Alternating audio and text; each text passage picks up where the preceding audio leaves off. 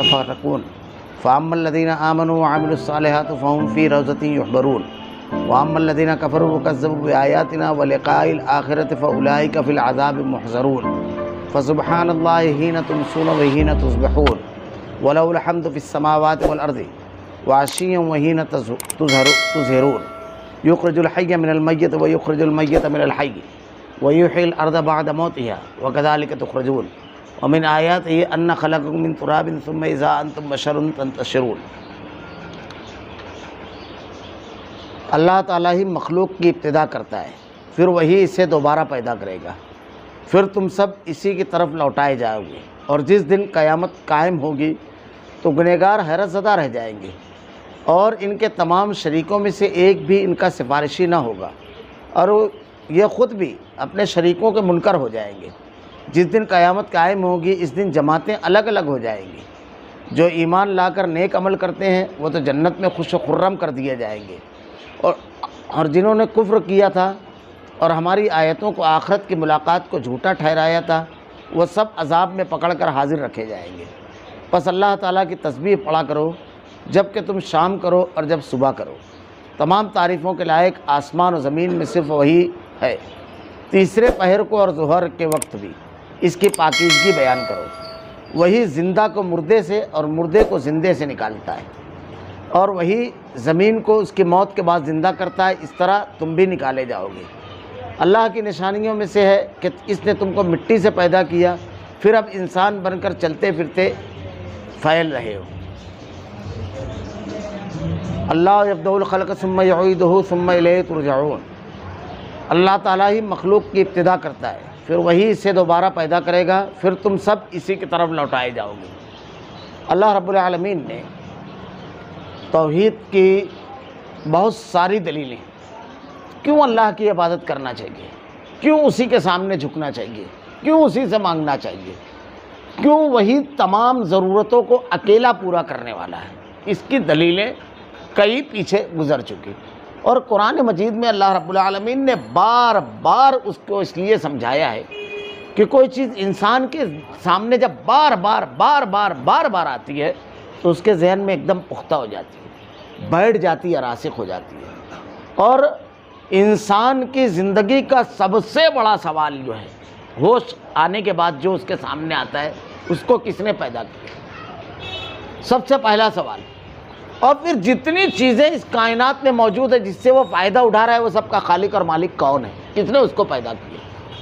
اب جب تک اس کو خالق کی معرفت نہیں ہوگی، پہچانے گا نہیں خالق کو، وہ خود اپنے وجود کو بھی جب اس کو یہی نہیں معلوم کہ اس کو کس نے پیدا کیا تو کس کے سامنے اپنے آپ کو جھکائے گا۔ جب یہ معلوم ہو جائے گا تو اس کی بندگی بھی درست ہو جائے گی کہ اس کو جس نے پیدا کیا حق اسی کا ہے کہ اس کے سامنے جھکا جائے۔ اچھا صرف اس نے پیدا نہیں کیا، اللہ کی تخلیق جو ہے، ربوبیت، جیسے ہم سورہ فاتحہ پڑھتے ہیں الحمدللہ رب العالمین، تمام تعریفیں اس اللہ کے لیے جو تمام عالم کا رب ہے۔ ربوبیت کی تعریف یہ چیزوں کو درجہ بدرجہ پایۂ تکمیل تک پہنچانا۔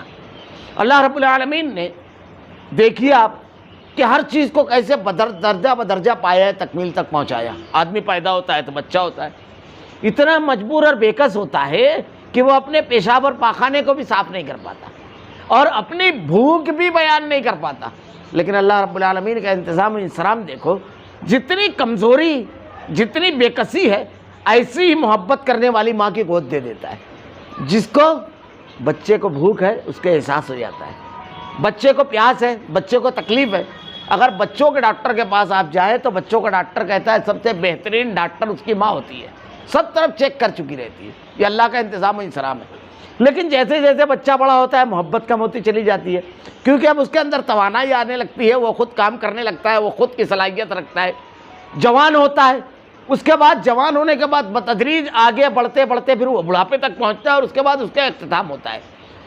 یہ ایک ہے درجہ بدرجہ پایۂ تکمیل تک پہنچتا ہے وہ۔ ایسے ہی ہر چیز پر غور کرو، درختوں کی کوپل اگلتی ہے، پھر بڑا درخت ہوتا ہے، پھر پھل لگتے ہیں اور اس کے بعد ختم ہو جاتا ہے، ہر چیز کا ایسا ہی۔ اس کے ساتھ ساتھ ایک چیز اور ہے، اللہ نے جن چیزوں کو پیدا کیا اس کی تمام ضرورتوں اور تقاضوں کو موجود رکھا۔ اللہ نے مچھلی پیدا کی اس کو پانی کی ضرورت ہے تو پانی کی تلاش میں اس کو کہیں جانا نہیں ہے۔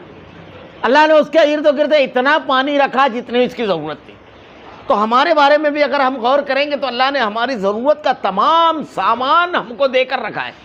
ہم کو ہر جگہ زندہ رہنے کے لیے سانس کی ضرورت ہے، اللہ رب العالمین نے ہر جگہ ہوا کو رکھا ہے۔ دن میں ہم کام کرتے ہیں، اتنا روشن سورج رکھا کہ کسی کو شکایت نہیں ہے اندھیرے کی۔ اگر کوئی کرتا ہے تو اس کو اپنی بینائی کا علاج کرنا پڑے گا، ایسا سورج رکھا اس نے۔ شام کو ایسا سکون کا معاملہ رکھا کہ پورا موسم ایسا ہو جاتا ہے جو ہماری آرام اور راحت کے حساب سے رہتا ہے۔ ٹھنڈک آ جاتی ہے موسم میں، اندھیرا ہو جاتا ہے جو ہمارے لیے ان کے لیے بہت زیادہ ضروری ہے۔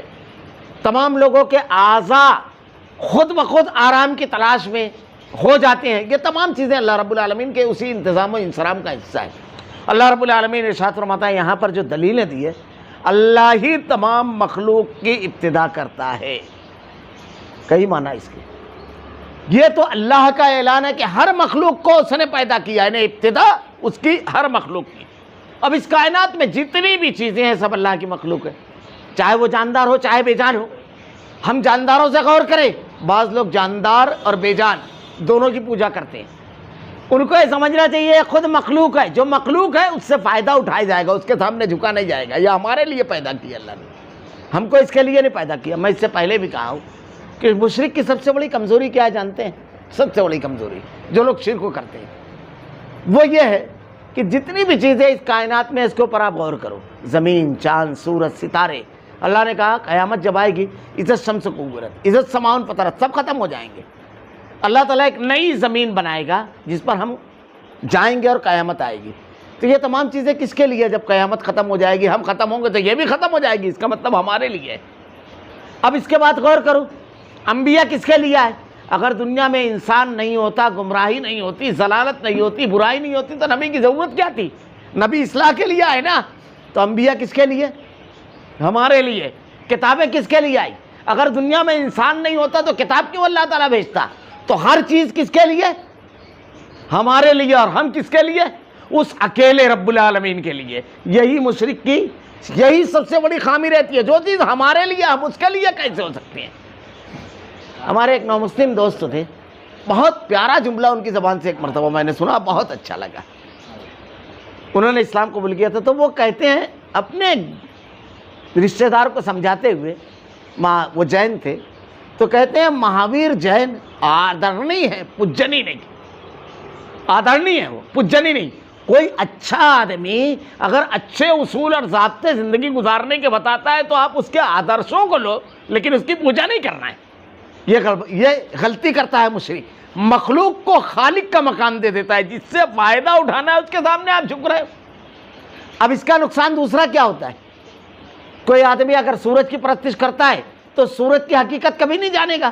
چاند کی پرستش کرنے والا چاند کا سفر تھوڑی کرے گا، کیونکہ وہ مخلوق کو خالق مان کر کے اس کے سامنے سر جھکا رہا ہے، تو اس کی معرفت کبھی نہیں حاصل ہوگی۔ اور اللہ تعالیٰ نے کہا ہے اللہ کی کائنات میں غور کرو، دیکھو اللہ نے اس کو کیسا بنایا اور اس سے کیا تم فائدہ اٹھا سکتے ہو۔ زمین سے، آسمان سے، جو زمین کی پوجا کرتا ہے وہ زمین کے اندر کھود کر کے معدنیات نکالے گا، اس کے تمام کے تمام جو اجزاء ہیں اس سے فائدہ اٹھائے گا؟ ہرگز نہیں۔ وہ تو خالق مان رہا ہے اس کو، تو اس کی پوجا کرے گا، لیکن جب مخلوق مانگے گا تو اس سے فائدہ اٹھائے گا۔ ہمارے لیے ہے تو اس سے فائدہ اٹھائے گا، یہ فرق پڑتا ہے۔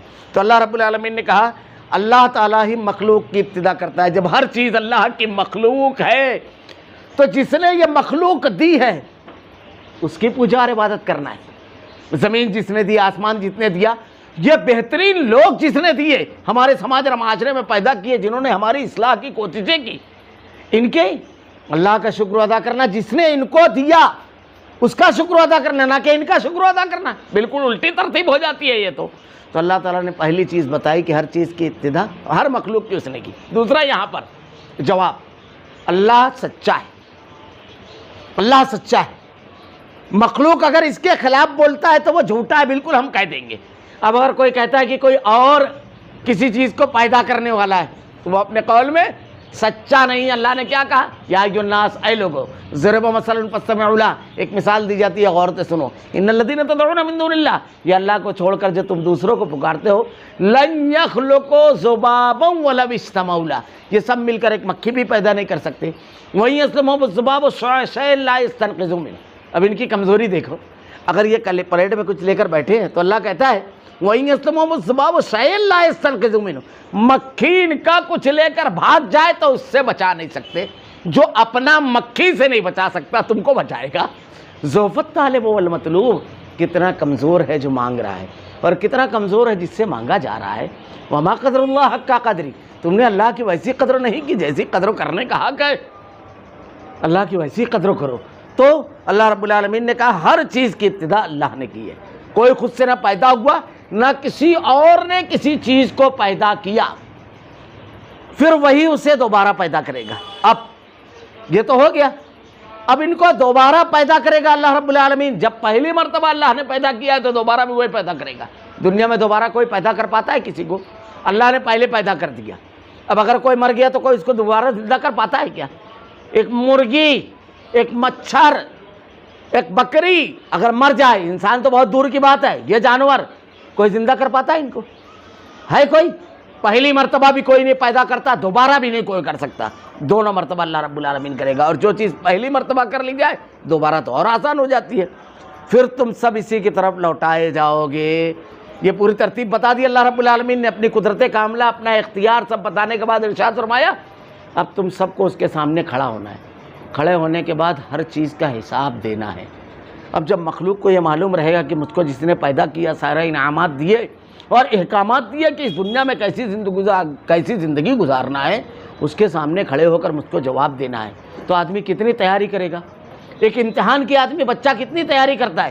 میں اکثر کہتا ہوں کہ اللہ رب العالمین بڑا رحیم و کریم اپنے بندوں کے لیے۔ دنیا کے اندر جو امتحان ہوتا ہے تو پیپر جب تک سامنے نہیں آتا ہے آپ کے سامنے سوالات نہیں رہیں گے۔ اچھا، سوال جب آئیں گے تو جواب آپ کو یادداشت پر زور ڈال کر لکھنا ہے، یاد آیا تو ٹھیک، نہیں تو نمبر گیا۔ لیکن اللہ رب العالمین نے دنیا کو امتحان کرا دیا، الذی خلق الموت والحیات لیبلوکم ایکم احسن عملا، اللہ تم کو آزمائے کہ تم میں کون اچھا عمل کرتا ہے۔ یہاں اللہ تعالیٰ نے سوالات بھی آؤٹ کر دیا اور جوابات بھی آؤٹ۔ سوال اللہ نے بتا دیا کہ برائی کرو گے تو اس کا یہ سزا ہے، نیکی کرو گے اس کا یہ انعام ہے، دونوں آؤٹ۔ اب اس کے باوجود اگر کوئی غلط جواب بھرتا ہے تو یہ کس کی غلطی ہے؟ اللہ تعالیٰ کہتا ہے کہ میں تم کو عذاب نہیں دیتا۔ اللہ کا رحم و کرم کیسا ہے، غور کرو کبھی۔ اللہ کے نبی نے ارشاد فرمایا کہ آدمی اگر نیکی کا ارادہ کرتا ہے، اس کا پیمانہ، اس کے رحم و کرم کا پیمانہ دیکھو۔ نیکی کا ارادہ کریں گے آپ، ایک نیکی، اگر آپ نے نیکی کیا تو 10، ایک نیکی کا بدلہ 10 نیکی۔ برائی کا آپ نے ارادہ کیا، کوئی گناہ نہیں لکھا جائے گا، جب گناہ کریں گے تو ایک ہی گناہ لکھا جائے گا۔ اب ذرا سا سوچو، پیمانہ یہ ہے، پلے ترازو کے یہ ہے، اس کے باوجود اگر کسی کا گناہ کا پلہ جھک جائے تو اس سے زیادہ بدبخت کون ہے؟ نیکی کا ارادہ کیا ایک نیکی، نیکی کیا 10 نیکی، لیکن گناہ کرنے پر، ارادے پر کوئی گناہ نہیں لکھا جائے گا۔ لیکن جب آپ نے گناہ کر لیا تو ایک گناہ لکھا جائے گا، اور اس کے بعد توبہ کر لیا تو وہ بھی معاف۔ تو اللہ رب العالمین نے ارشاد فرماتا ہے جس دن قیامت قائم ہوگی گنہگار حیرت زدہ رہ جائیں گے۔ جب اللہ کی طرف لوٹائے جائیں گے، قیامت جب قائم ہوگی تو جو مجرم اور گنہگار ہیں وہ حیرت زدہ رہ جائیں گے یہ منظر دیکھ کر کے۔ کیوں؟ اگر آپ غور کریں گے قیامت کے منظر پر تو اللہ رب العالمین کے جناب میں جب آدمی اٹھے گا تو سب سے پہلی چیز اس کا نامہ اعمال جو اس کے ہاتھ میں دیا جائے گا تو اس کو دیکھے گا، یقول مال حاصل کتاب لا یغادر صغیرۃ ولا کبیرہ الا احصاها ووجد ما عملوا حاضرا، یہ کیسی کتاب ہے جس نے نہ کوئی چھوٹی بات چھوڑی نہ بڑی بات، ہر چیز اس میں لکھی ہوگی۔ اور آپ یقین مانو کسی کا ایک نقطہ نہیں ہوگا اس میں، جس کا نامہ اعمال ہوگا سب اس کا ہوگا، دوسرے کا کچھ نہیں ہوگا۔ تو وہ دیکھے گا زندگی کا ایک سیکنڈ بھی اس میں آؤٹ نہیں گیا۔ ما یلفظ من قول الا لدیہ رقیب عتید، ایک لفظ بھی اگر آپ اپنی زبان سے نکالتے ہو تو لکھنے والا ایک فرشتہ بیٹھا ہوا ہے جس کا نامہ اعمال الٹے ہاتھ میں دیا جائے گا۔ وہ کہے گا یا لیتنی، کہے گا کہ نہ میری سلطنت کوئی کام آئی، نہ میری مال کوئی کام آیا، اور نہ میری حکومت کوئی کام آئی، کچھ بھی کام نہیں آئے۔ جس کے سیدھے ہاتھ میں دیا جائے گا وہ لوگوں کو بتاتا پھرے گا۔ یہ تو ایک منظر ہوا۔ دوسرا منظر، مجرم جیسا رہے گا وہاں دکھے گا. اگر کسی نے کسی کی زمین غصب کی ہوگی 7 زمینوں کا طوق پہن کر کے وہ چل رہا ہوگا. کوئی آدمی اگر ایسا ہوگا جس کو 2 بیویاں ہوگی اور ایک کے ساتھ ناانصافی کی ہوگا، ایک طرف کا حصہ جھکا ہوگا. سودخوروں کے بارے میں اللہ تعالیٰ نے ارشاد فرمایا یتخبطہ الشیطان من المس. سودخور کھڑی نہیں ہوں گے لیکن اس طرح کہ شیطان نے ان کو چھو کر خبتی مخبوط الحواس کر دیا ہے. تو ہر آدمی جیسے جرم ہوگا اتنی پسینے کی لگام ہوگی، سورج سوا نیزے پر ہوگا اور کوئی کسی کا ساتھ دینے والا نہیں ہوگا. اللہ کے نبی نے ارشاد فرمایا عائشہ قیامت کے روز سب برہنہ کھڑے ہوں گے، سب. ام المومنین حضرت عائشہ صدیقہ نے وہ سوال کیا جو ایک انتہائی باحمیت باعفت خاتون کر سکتی ہے. پہلا سوال، اللہ کے نبی کیا ایک دوسرے کی طرف دیکھیں گے نہیں؟ اللہ کے نبی نے ارشاد فرمایا عائشہ وہ اتنا ہولناک دن ہوگا آدمی کو اپنے جسم کا بھی ہوش نہیں رہے گا. اللہ نے ارشاد فرمایا وَلَقَدْ جِئْتُمُونَا فُرَادَىٰ كَمَا خَلَقْنَاكُمْ أَوَّلَ مَرَّةٍ. آج تم ایسے ہی ہمارے سامنے آ گئے جیسے پہلی مرتبہ ہم نے تم کو بھیجا تھا، ایسے ہی آ کر کے کھڑے ہو گئے. قیامت اتنے ہولناک دن کا نام ہے کہ اللہ کے نبی نے ارشاد فرمایا عائشہ اللہ کے سب سے برگزیدہ بندے اللہ کے نبی صلی اللہ علیہ وسلم شافعِ محشر کیا ارشاد فرماتے ہیں، یہ قیامت سمجھ لیجیے. کہتے ہیں اللہ کے نبی صلی اللہ علیہ وسلم عائشہ 3 مقامات ایسے ہوں گے قیامت میں جب کسی کو ہوش نہیں ہوگا.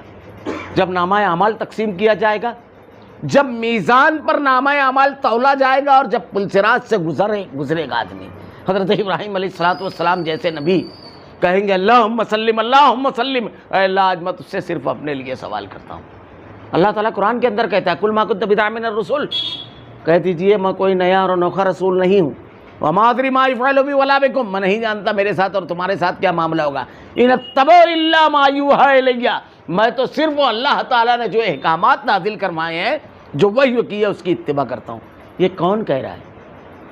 اس کائنات کی سب سے عظیم ذات محمد الرسول اللہ صلی اللہ علیہ وسلم کے بارے میں ہم سمجھیں، جن کے بارے میں اللہ نے خود کہا کہ اللہ نے ان کے تمام انا فتحنا لک فتحا مبینا لیغفر لک اللہ ما تقدم من ذنبک وما تاخر، تیری اگلی اور پچھلی تمام غلطیوں کو ہم نے معاف کر دیا.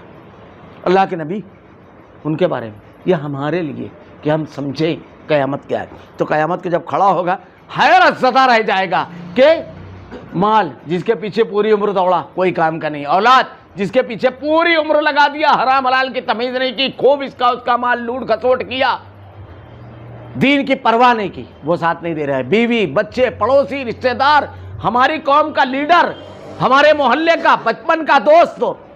اللہ نے کہا ہے ایک نیکی کے لیے آدمی در بدر بھٹکے گا، لِكُلِّ امْرِئٍ مِّنْهُمْ يَوْمَئِذٍ شَأْنٌ يُغْنِيهِ مِن بَنِي وَصَاحِبَتِهِ وَأَخِيهِ، ایک کے پاس سب معذرت کر لیں گے اس سے. تو اللہ آدمی حیرت زدہ رہ جائے گا اور ان تمام شریکوں سے بھی ایک بھی ان کی سفارشی نہ ہوگا. اب ظاہر سی بات ہے جن کو اللہ کا شریک مانتا تھا کہ ان کا بہت چلتا ہے، یہ تو ہمارے یہاں بولتے ہیں نا کچھ لوگ جہالت کی وجہ سے شے کا دامن پکڑ کر مچل جائیں گے، کہتے ہیں نا.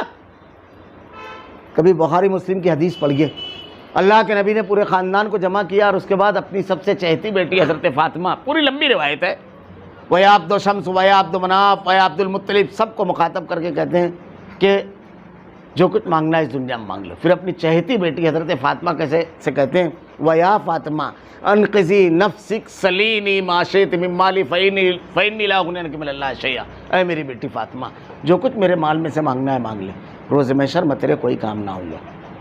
یہ کون کہہ رہا ہے؟ شافعِ محشر کائنات کے امام محمد الرسول اللہ صلی اللہ علیہ وسلم، تاکہ اللہ کی رضا اور خوشنودی ہر شخص کا مقصود بن جائے، مطلوب بن جائے.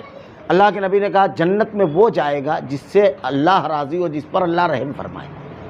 کوئی اپنے عمل کی وجہ سے نہیں جائے گا. اب آدمی کتنی کوشش کرے گا اللہ کو راضی رکھنے. تو یہ جو سفارشی تم نے بنا لیے ہیں تو سب سے زیادہ انہی کے بھروسے رہتا ہے آدمی، کیونکہ اس میں تو ایسی ایسی بدعقیدگی آئی ہے لوگوں میں. اب جیسے میں بتاؤں اہل کتاب میں، عیسائیوں میں آپ کو معلوم ہے کیا ہے؟ حضرت عیسیٰ علیہ السلام کے بارے میں ان کا عقیدہ ہے جتنے بھی عیسائی ہیں سب جنتی. یہود کہتے ہیں وَقَالُوا لَن تَمَسَّنَا النَّارُ إِلَّا أَيَّامًا مَّعْدُودَةً، چند دن ہم جہنم میں رہیں گے اس کے بعد جنت. بدعقیدگی. آپ پادری کے پاس جاؤ، گناہ کا اعتراف کر لو، معاف کروا دے گا. اللہ سے بات کر کے. یہ تصور ہے, یہ اتنا بڑا تصور ایسا ہوا. میں آپ کو ایک واقعہ بتاؤں تو آپ سمجھیں گے یہ مذاق ہے. ہوا یہ فرانس میں ایک مرتبہ جنت بیچنا شروع کر دی ان لوگوں نے. باقاعدہ یہ اخبارات کی زینت بنا اور تاریخ کا بڑا اہم واقعہ ہے. اب لوگ آ کے جنت خریدنے لگے. ایک آدمی آیا پادری کے پاس اور کہنے لگا مجھ کو پوری جہنم چاہیے. بولے جہنم چاہیے؟ بولے ہاں مجھ کو پوری جہنم چاہیے. یہ سچا واقعہ, آپ کو حیرت لگے گی. بدعقیدگی میں آدمی اتنی دور چلا جاتا ہے. تو بولے اس کا تو کوئی خریدار ہی نہیں ہے, جو بھی مل جائے لے لو. بہرحال اس نے پوری جہنم خرید لی. ایگریمنٹ ہو گیا, لکھا پڑھی ہو گئی. دوسرے دن اس نے اخبار میں اعلان دیا کہ اب کوئی جنت نہ خریدے, کیونکہ جہنم پوری خرید چکا ہوں, کسی کی انٹری نہیں کرنے دوں گا میں. تو پادریوں کو لگا کہ یہ تو بہت بڑی چونکی ہو گئی. یہ تاریخ کا سچا واقعہ ہے. تو پادریوں نے کہا کہ جہنم کا سودا کینسل. تو لوگوں نے جنت بھی خریدنا بند کر دی. اتنی دور تک آدمی چلا جاتا ہے, گناہ کرتا ہے اور مطمئن رہتا ہے کہ فلاں بخشوا لے گا, فلاں بخشوا لے گا. اللہ نے قرآن میں جو منظر پیش کیا ہے, استبرأ الذین اتبعوا من الذین اتبعوا ورأوا العذاب وتقطعت بهم الاسباب. قیامت کو روز جب کھڑے ہوں گے یہ, تو یہ اور ان کے پیشوا دونوں کھڑے ہوں گے. تو پیشوا کہیں گے کہ اللہ ان کو تو ہم جانتے ہی نہیں, یہ جو ہمارا جھنڈا اٹھا رہے ہیں جانتے ہی نہیں. پیشوا اپنے ماننے والوں سے برات کا اظہار کریں گے. وتقطعت بهم الاسباب, ہم ان کے رشتے کاٹ دیں گے. جب یہ ان کے ماننے والے یہ منظر دیکھیں گے تو کیا کہیں گے؟ پہلے دوسرا پارا 34 رکوع کی آیت پڑھ گیا, کیا کہیں گے وہ منظر؟ وقال الذين اتبعوا لو ان لنا كرة فنتبرأ منهم كما تبرؤوا منا كذلك يريهم الله اعمالهم حسرات عليهم وما هم بخارجين من النار. کہیں گے کہ اللہ جیسے یہ پہچاننے سے انکار کر رہے ہیں, ایک مرتبہ دنیا میں بھیج رب العالمین, ہم اس کو پہچاننے سے انکار کر دیں گے. ایک اور منظر ہے, قیامت کے روز کچھ لوگوں کو جب جہنم میں ڈالنے کا اللہ حکم دے گا تو کہیں گے اے اللہ یہ ہمارے پیشوا یہ بڑے تھے, یہی ہم کو گمراہ کیے, اللہ ان کو دوہرا عذاب دے. اللہ تعالیٰ کہے گا تمہیں اور انہیں دونوں کو دوہرا عذاب ہوگا. وقالت اولاہم لاخراہم ربنا ہؤلاء ضلونا فآتہم عذابا ضعفا من النار قال لكل ضعف ولكن لا تعلمون. تو کوئی کسی کو بچانے والا نہیں ہے, کوئی کسی کے کام نہیں آئے گا. من ذا الذی یشفع عندہ الا باذنہ, کون ہے جو اللہ کے اذن کے بغیر شفاعت کرے؟ حضرت ابراہیم علیہ السلام اپنے باپ کو, حضرت نوح علیہ السلام اپنی بیوی اور بیٹے کو, حضرت لوط اپنی بیٹی اپنی بیوی کو, اللہ کے نبی اپنے سگے چچا ابو طالب کو بچا نہیں سکیں گے. اللہ کے نبی نے کہا سب سے ہلکا عذاب جہنم کا ابو طالب کو ہوگا. آگ کی جوتیاں پہنائی جائے گی اور جسم کے اندرونی اعضاء ایسے کھولیں گے جیسے ہانڈی میں آپ پانی اور کچھ اور رکھ دو تو کیسے کھولتی ہے, اس طرح کا عذاب ہوگا. کوئی کسی کے کام نہ آئے گا. تو اللہ تعالیٰ کہے گا کہ اس دن یہ خود اپنے شریکوں کے منکر ہو جائیں گے. اور جب قیامت قائم ہوگی اس جماعتیں الگ ہو جائے گی. جماعتیں الگ کیسے ہو جائے گی؟ صحیح اور غلط الگ. پہلے اعلان ہوگا وامتازوا اليوم ایھا المجرمون, اعلان ہو گئے اے مجرموں الگ ہو جاؤ. آج تمہارا کام نہیں ہے کہ نیکوکاروں کے درمیان گھسو بیچ میں. ایسے تو مجلس میں بیٹھ کر کے اپنی بہت بڑائی بیان کرتے تھے, ماں ایسا ماں ویسا, لیکن وہاں اللہ تعالیٰ کہے گا الگ ہو جاؤ. مجرمین کو سب کو الگ کر دیا جائے گا. وامتازوا اليوم ایھا المجرمون, تمام مجرمین کو کہا جائے گا کہ الگ ہو جاؤ. ایمان لا کر نیک عمل کرنے والے فاما الذین آمنوا وعملوا الصالحات فہم فی روضۃ یحبرون, نیک عمل کرنے والے تو جنت میں خوش و خرم کر دیے جائیں گے. اب یہ تو مجرمین ہیں جن کے سفارشی بھی کام نہیں آئیں گے, عمل بھی پورا کے پورا سائے. جیسے ایک آدمی پورا کاروبار میں پیسہ لگا دے اور اچانک معلوم پڑے کہ پورا کے پورا مارکیٹ میں ڈوب گیا, تو کیسا ہوتا ہے؟ ہونق. کافر تو ایسے دم بخود رہ جائیں گے, پوری زندگی